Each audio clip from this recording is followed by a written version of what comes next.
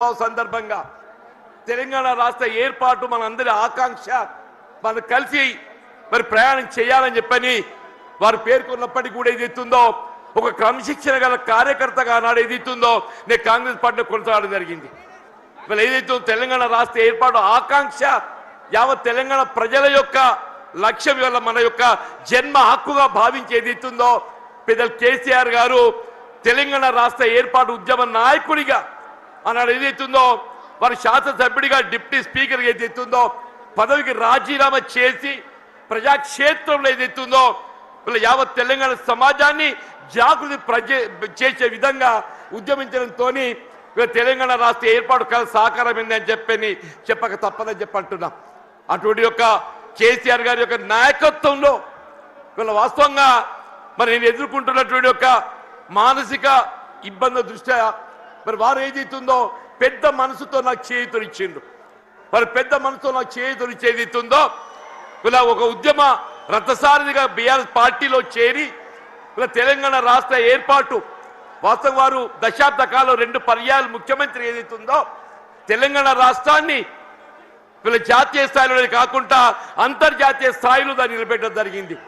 మరి అటువంటి ఒక రాష్ట్రం ఏదైతుందో ఆనాడు కాంగ్రెస్ పార్టీ ఇవాళ ఏదైతుందో ఒక ఇంకా మెరుగైన రీతిలో పాలన ఇవ్వడం జరుగుతుందని చెప్పినటువంటి భావన ఆశల పల్లకిలో ఊరిగింపజేయడంతో ఏదైతుందో మరి మొన్నటి 23 ఎన్నికల్లో కాంగ్రెస్ పార్టీ అధికారానికి వచ్చింది. కానీ వాస్తవంగా జరిగింది ఏంటి అనేది మనం ఒకసారి ఆలోచన చేయాలని చెప్పి అంటున్నాను. వారు ఆరంభించిన ఒక పథకాలకు ఇవాళ వాటికి ఏదైతుందో మెరుగైన రీతిలో దాన్ని అమలు చేయడం పక్కన పెట్టండి, అసలు కార్యక్రమాలు ఏదైతుందో అమలు మర్చిపోయే విధంగా ఇవాళ ఏదైతే రైతాంగం ఈ దేశానికి అన్నం పెట్టే రైతు వెన్నెం కాని చెప్పి అంటున్నాం. అటువంటి రైతుకి ఏదైతుందో ఒకప్పుడు శిస్తు చెల్లించేది ఉంటుండే, ఆ శిస్తు చెల్లింపు ఏదైతుందో ఆనాడు ఎన్టీ రామారావు గారు టీడీపీ ప్రభుత్వ హయాంలో దాన్ని రద్దు చేస్తే వీళ్ళ కేసీఆర్ గారు ఏదైతుందో వీళ్ళ దేశంలోనే కాదు అంతర్జాతీయ స్థాయిలో కూడా పెట్టుబడి సమకూర్చారు.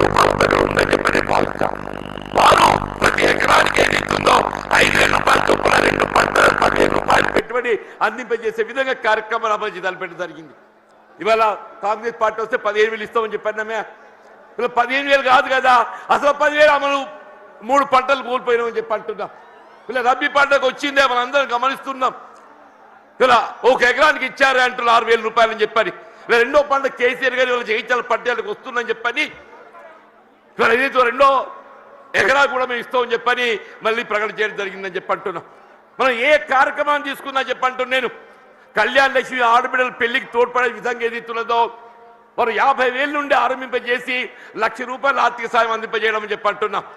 కాంగ్రెస్ పార్టీ ఏదైతుందో తులం బంగారం జోడిస్తామని చెప్పన్నారు. మరి తులం బంగారం ఏమైందో మరి ఎవరికైతే కళ్ళ రాలేదని చెప్పి అంటున్నాను. మీరు ఏ కార్యక్రమం తీసుకోండి అని చెప్పండి, రైతు బీమా పథకం అని చెప్పి అంటున్నాను. మీరు ప్రసూతి వైద్య సదుపాయం కొరకు ఏదైతుందో ఒక తల్లికి అండగా నిలవాలి, పాపకు అండగా నిలవాలని చెప్పని కేసీఆర్ కిట్ అమలు చేసి తలపెట్టడం చెప్పి అంటున్నాను. ఇలా బలహీన వర్గాలకు అండగా నిలిచే విధంగా అది ఏ వర్గమే కానివ్వక వారి తోడు నిలిచే విధంగా కార్యక్రమాలు అమలు చేసి తలపెట్టడం జరిగిందని చెప్పి అంటున్నా. మరి అటువంటి ఒక నాయకుడు మరి బీఆర్ఎస్ పార్టీ అధ్యక్షుడు తెలంగాణ రాష్ట్ర ఏర్పాటు ఉద్యమ నేత ఆధ్వర్యంలో ఏదైతుందో ఇవాళ నేను ఏదైతుందో బీఆర్ఎస్ పార్టీలో చేరి వారి నాయకత్వం పనిచేసే అవకాశం నాకు కల్పించినందుకు ఏదైతుందో నేను వారికి హృదయపూర్వకంగా ధన్యవాదాలు చెప్తామని చెప్పంటున్నాను. మరి ఏదైతుందో వాస్తవంగా వీళ్ళ వేదిక చూస్తుంటే మా మిత్రుడు రమణ గారు గతంలో ఈ ప్రాంతాన్ని ప్రాతినిధ్యం వహించిన శాసనసభ్యుడిగా పార్లమెంట్ సభ్యుడిగా ఎంపికైండు, శాసన మండలి సభ్యుడిగా కొనసాగుతుండు. ఇలా వారితో కలిసి పనిచేసే ఒక ప్రయాణం చేసే అవకాశం నాకు లభించాలని చెప్పి అంటున్నాం. సోదరి దావ వసంత గారు వీళ్ళ జగిత్యాల జిల్లా మొట్టమొదటి జిల్లా ప్రజాపరిషత్ అధ్యక్షురాలిగా ఈ ప్రాంతానికి సేవలు అందించిందని చెప్పి అంటున్నాం. మా మిత్రుడు గంగుల కమలాకర్ గారు గతంలో మంత్రివర్గిగా కరీంనగర్ శాసనసభ్యుడిగా సేవలు అందించిందని చెప్పి అంటున్నాం.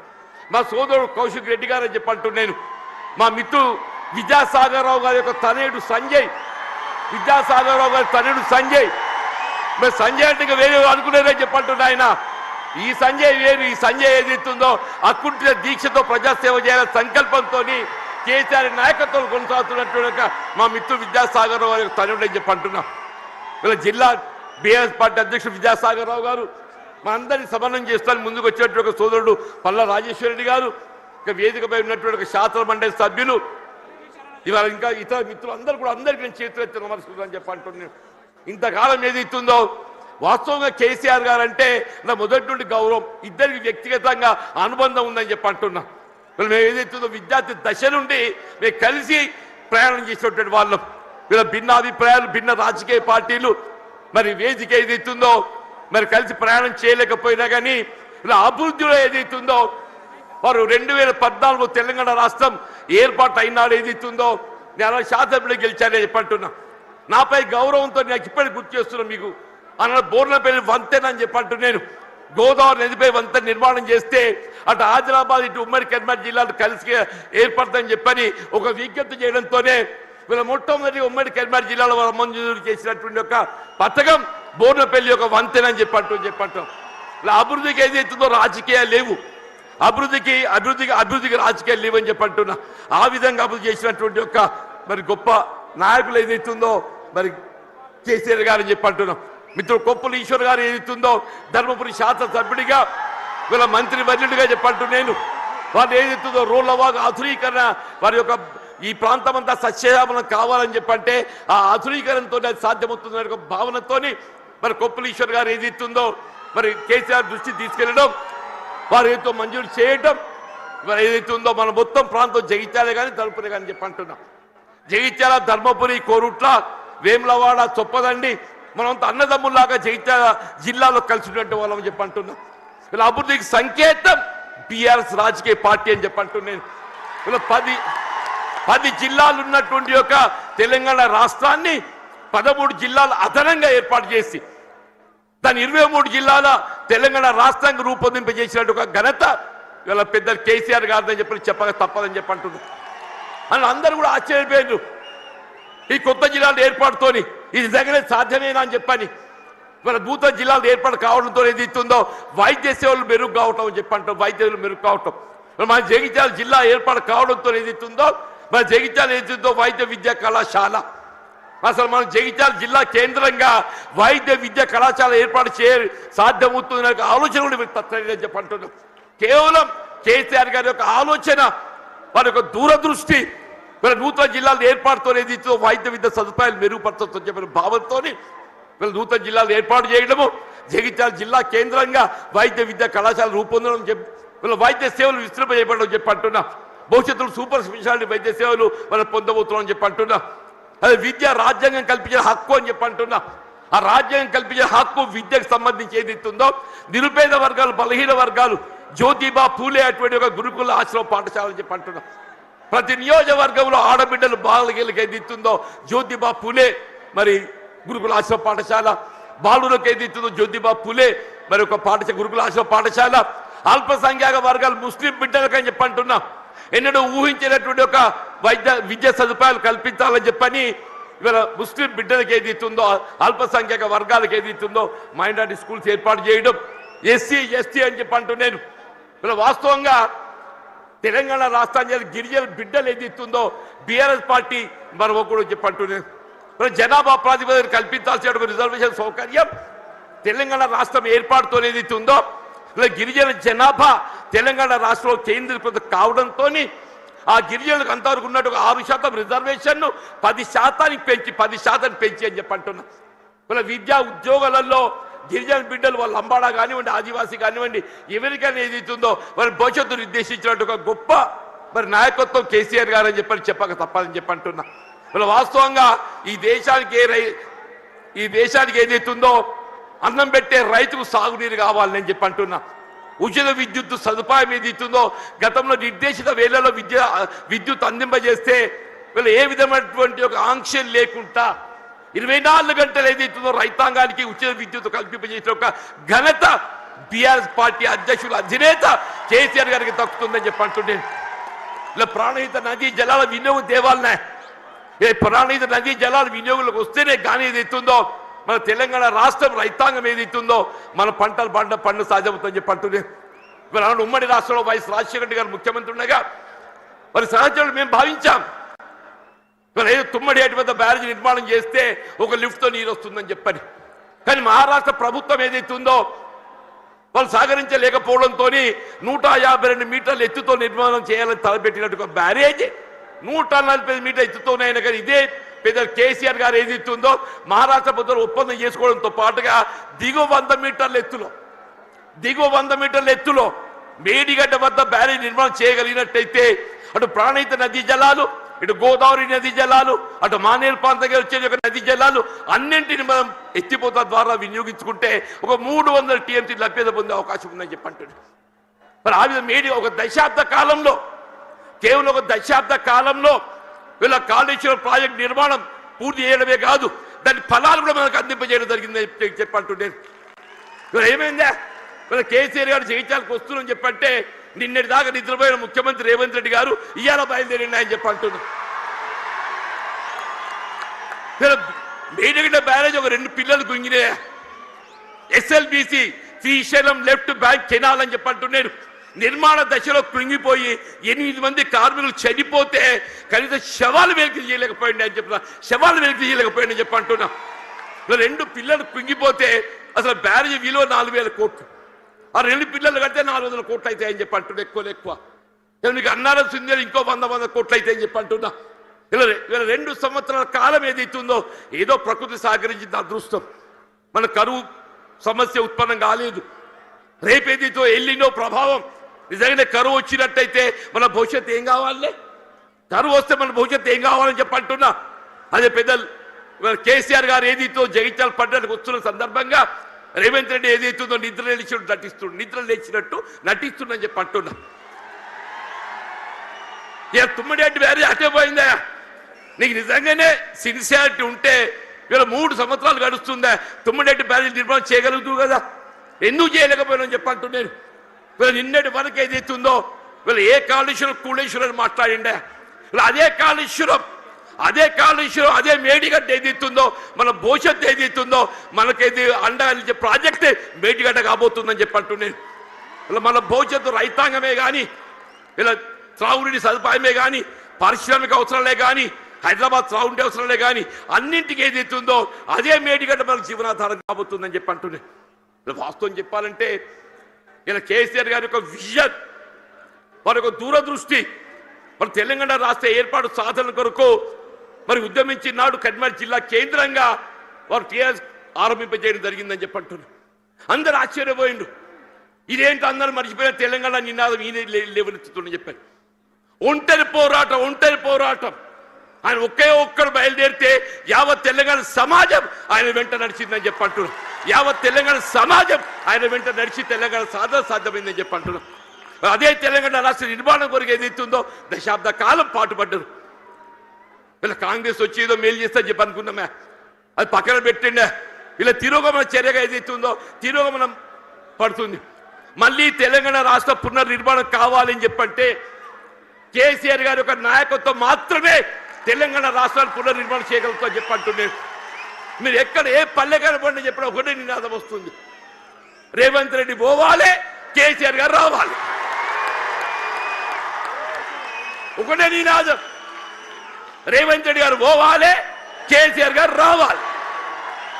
కాంగ్రెస్ పోవాలి, బీఆర్ఎస్ రావాలి.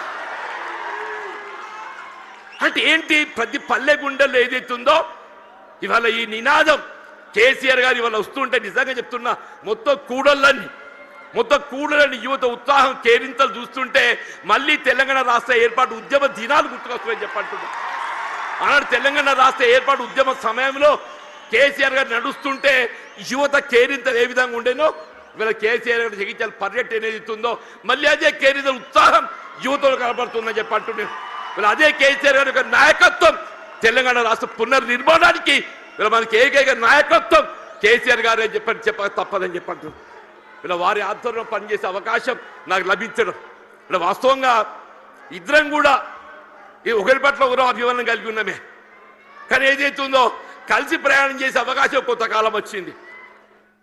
2004-2009 మధ్య కాలంలో ఇద్దరం కలిసి ప్రయాణం చేసినాం, ఎన్నికల్లో కలిసి పోటీ చేసినాం.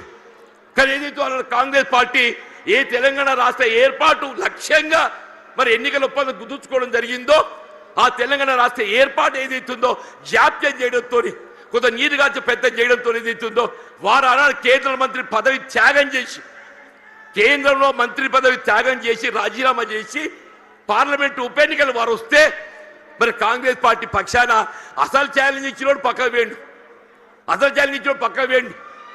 కేసీఆర్ గారిని ఎదుర్కోవాలంటే మామూలు విషయం కాదు, కేసీఆర్ ఎదుర్కోవడం మామూలు విషయం కాదు అంటూ నేను అన్నాడు. ఏదైతే ఇదే కాంగ్రెస్ పార్టీ నన్ను దొరకబట్టి ఆయన ముందు నిలబెట్టిందా, నన్ను దొరకబెట్టి వారి ముందు నిలబెట్టిందని చెప్పి అంటున్నా. ఏం చెప్పాలి నా కోసం ఏం చెప్పాలని చెప్పి అంటున్నాను.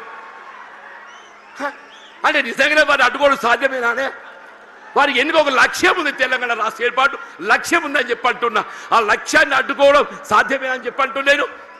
అది ఎవరితో సాధ్యం కాదు. వారు ఏది 2 పర్యాయాలు ఉప ఎన్నికలు గెలిచి యావత్ తెలంగాణ సమాజాన్ని జాగృతి చేసి తెలంగాణ రాష్ట్రాన్ని సాధించడం జరిగిందని చెప్పి అంటున్నాను. మరి అటువంటి కమిషన్ గల కార్యకర్తను నేను, అటువంటి కమిషన్ గల కార్యకర్తను యావత్ తెలంగాణ రాష్ట్రం ఆశ్చర్యం. ఇదేంటి జీవన్ రెడ్డి మరి ఏం చేయాలని ఆయన 20 మాసాలు ఏదైతే నా ఉసురు పోసుకుంటారు మీరు, 20 మాసాలు ఉసురు పోసుకున్నారని చెప్పంటున్నా. నేను ఇంతకాలం ఈ మానసిక క్షోభ నేను భరించాలని చెప్పంటు నేను సాధ్యమేనని చెప్పండి అన్న చెప్పంటు నేను 4 దశాబ్దాలు కాంగ్రెస్ పార్టీ బలోపేతం కొరకు అకుంఠిత దీక్షతో ఏదైతుందో నేను పోరాటం చేసి నేను పాటుపడితే చివరికి దక్కింది ఏంటి అని చెప్పంటు నేను. ఆల్రెడీ ఈ వయసు లోపల నాకు ఈ గోసేంది అంటూ నేను ఇవాళ 75-76 సంవత్సరాలు వచ్చినాయి అంటున్నా. నా జీవితం చివరి దశ చేరుకుందని చెప్పి అంటున్నా. నా జీవితం చివరి దశలో ఏదైతుందో నాకు ఈ మానసిక క్షోభ ఏంటి అని చెప్పి అంటున్నాను. ఇవాళ కేసీఆర్ గారు పెద్ద మనసుతో ఏదైతుందో మరి నా చేయూత నాకు ఏదైతే చెయ్యి అందించి నాకు అండా నిలుచుండని చెప్పి అంటున్నాను. అదే 4 దశాబ్దాల కాలం కాంగ్రెస్ పార్టీ సేవలో, కాంగ్రెస్ పార్టీ నిర్మాణంలో నేను పాటుపడితే నా చివరి దక్కింది అయింది. మళ్ళీ కేసీఆర్ గారే చెప్పట్టు నేను పెద్ద మనసుతోని గతంలో ప్రత్యర్థుల యొక్క భావన రానియకుండా గతంలో ప్రత్యర్థులు పోటీ చేసుకున్నప్పటికీ కూడా ఏదైతుందో అది భిన్న రాజకీయ పార్టీ యొక్క ఆలోచన విధానం కానీ ఆ జీవన వ్యక్తిగతంగా ఏదైతుందో విలువల కట్టుబడే ఒక వ్యక్తిత్వం కాబట్టి అది ఒక భావనతోని వారు నాకు చేయూత అందించింది. అంత గొప్ప మనసు అని చెప్పంటు నేను.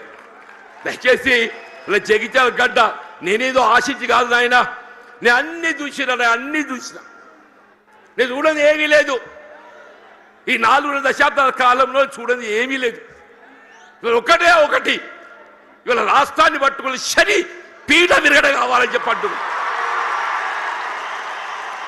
ఒకే ఒకటి ఈ రాష్ట్రాన్ని పట్టుకొని శని పీఠ విరగడ కావాలని చెప్పంటున్నా. ఆ శని పీఠ విరగడ కావడానికి కొరకు ఏదైతుందో కేవలం కేసీఆర్ గారి యొక్క నాయకత్వంతో మాత్రమే సాధ్యమవుతున్న భావనతో ఏదైతుందో ఇవాళ కేసీఆర్ గారి యొక్క నాయకత్వంలో బీఆర్ఎస్ పార్టీ చేరదొరుకుతుందని చెప్పంటు. దయచేసి ఇంతకాలం నాకు అడ్డగా నిలిచిందా మీరు? నిజంగా మీ అందరికీ నా శేష జీవితం మీ అందరికీ నీ సేవ చేసి రుణం తీసుకోలేని చెప్పంటున్నాను.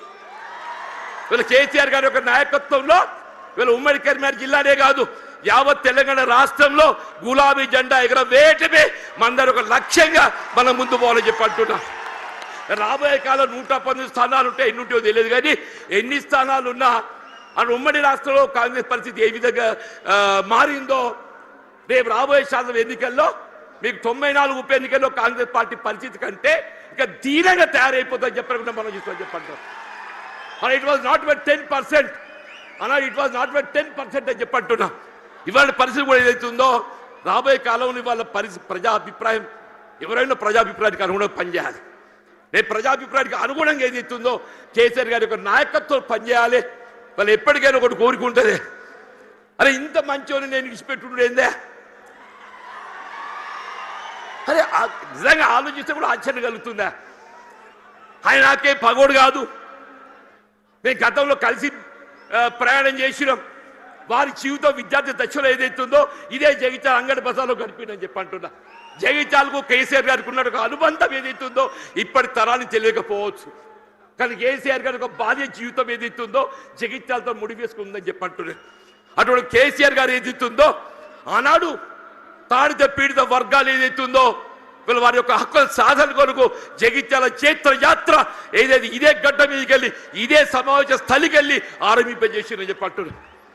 కేసీఆర్ గారు కూడా చెప్పిండ్రు, వారే అన్నారు అది మనం 70లో ఒకసారి ఏదైతుందో ఆనాడు జగిత్యాల చైత్ర యాత్ర చేసిన చూడండి అదే జాగ్రత్త పెట్టాలన్నయ్య మన స్ఫూర్తి మనం వినిపించాలని చెప్పింది. వారి ఆలోచనకు అనుగుణంగా ఏదైతుందో కేసీఆర్ గారి ఒక చైత్ర యాత్ర ఇదే జగిత్యాల గడ్డ నుండి ఇదే కేంద్రానికి వెళ్ళి వారు పిలుపిస్తున్నారని చెప్పి అంటున్నారు. ఇలా రాష్ట్రంలో గులాబీ జెండా ఎగరవేయడం, కేసీఆర్ గారిని తిరిగి ముఖ్యమంత్రిగా ఏదైతుందో నెలకు వారు ఏర్పాటు చేసుకొని ఈ రాష్ట్ర ముందుకు తోడ్పడడం మన ఏకైక లక్ష్యంగా పనిచేయాలి. మరి ఆ విధంగా పనిచేసే అవకాశం కల్పించినందుకు వారికి హృదయపూర్వక ధన్యవాదాలు చెప్తామని చెప్పండి. వాస్తవంగా ఏదైతుందో కేటీఆర్ గారు, హరీష్ రావు గారు వాళ్ళు రావాల్సిందే. వారికి వేరే బాధ్యత అప్పగించడంతో మరి కేటీఆర్ గారు, హరీష్ రావు గారు రాలేకపోయిండు. వాస్తవంగా ఈ సభ సమావేశం ఏర్పాటు చేయడంలో చొరవ చూపెట్టింది కేటీఆర్ గారు, హరీష్ రావు గారు అని చెప్పి అంటున్నా. కేసీఆర్ గారి యొక్క ఆలోచన విధానానికి అనుగుణంగా దీన్ని రూపకల్పన చేసింది కేటీఆర్ గారు, హరీష్ రావు గారు అని చెప్పి అంటున్నా. ఏదైనా కానీ నేను ఎక్కువ అంటే ఎందుకంటే మీ అందరికీ కేసీఆర్ గారిని వినాలని ఉందా? అందరూ అనుకుంటూ వీడేంద్ర నడవ ఎంతసేపు నిలబడతారని చెప్పని. ఇప్పుడు జీవన్ రెడ్డిని ఎప్పుడు చూసినాడో ఇటు కొత్త కాదు కదనే. నేను పేరు ఇంటికెళ్ళి నల్లగున్నప్పటికెళ్ళి చూసిదా మొత్తం ఎంటికలు అన్ని నెరిసినయ్యాలి, ఒక్క నల్లెట్టుగా దొరకదట్లేదు అన్నట్టు. అటువంటి జీవన్ రెడ్డి గురించి ఏదైతుందో వీళ్ళు ఇక్కడ తెలియని పౌరులు లేడు. జగిత్యాల గడ్డతో నాకున్న అనుబంధం అలాంటిది, ఆత్మీయత అలాంటిది అని చెప్పి అంటున్నా. నా భావి జీవితం, శేష జీవితం ఏదైతుందో కేసీఆర్ యొక్క నాయకత్వం లోపల తిరిగి ఏదైతుందో బీఆర్ఎస్ పార్టీ ప్రభుత్వం అధికారం రావటం ఏకైక లక్ష్యంగా ఏదైతుందో మన అంతా నడుము బిగించాలని చెప్పి కోరుతూ నేను సెలవు తీసుకుంటున్నా. జై హింద్, జై తెలంగాణ, జై తెలంగాణ, జై తెలంగాణ. కేసీఆర్ గారి యొక్క నాయకత్వం, కేసీఆర్ గారి యొక్క నాయకత్వం, కేసీఆర్ గారి యొక్క నాయకత్వం. Thank you.